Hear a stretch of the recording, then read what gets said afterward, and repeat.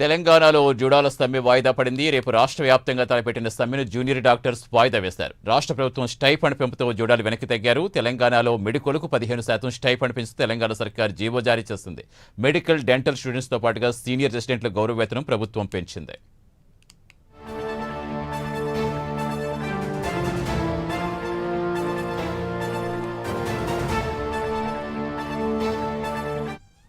పూర్తి సమాచారం ఇచ్చేందుకు మా కరెస్పాండెంట్ ప్రవీణ్ జరుగుతున్న. ప్రవీణ్, స్టైఫండ్ ఎంత మేరకు పెంచింది? జూడాలు సంతృప్తి చెందినట్టేనా? ఏం చెప్తున్నారు?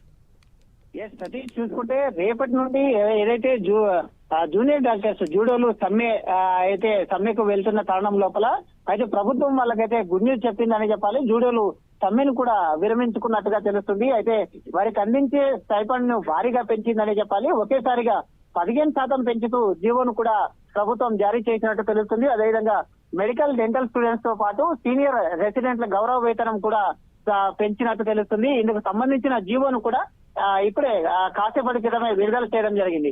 ఈ పెంపుతో ఇంటర్నల్ కు నెలకు 29,792, పీజీ డాక్టర్లకు ఫస్ట్ ఇయర్ లో 67,032, సెకండ్ ఇయర్ లో ఉన్నటువంటి 70,757, ఫైనల్ ఇయర్ లో ఉన్నటువంటి 74,782 చొప్పున స్టైఫండ్ కూడా అందనుంది. దీంతో సూపర్ స్పెషాలిటీ స్టూడెంట్లకు ఫస్ట్ ఇయర్ లోన 1,06,461, సెకండ్ ఇయర్ లోన 1,11,785, థర్డ్ ఇయర్ లో చూసుకుంటే 1,17,103 చొప్పున స్టైఫండ్ కూడా అందనుంది. కాబట్టి అలాగే సీనియర్ రెసిడెంట్లు, డాక్టర్లు ఇచ్చే గౌరవ వేతనాన్ని 92,575 నుంచి 1,06,461 పెంచుతున్నట్టు జీవోలో కూడా పేర్కొనడం జరిగింది.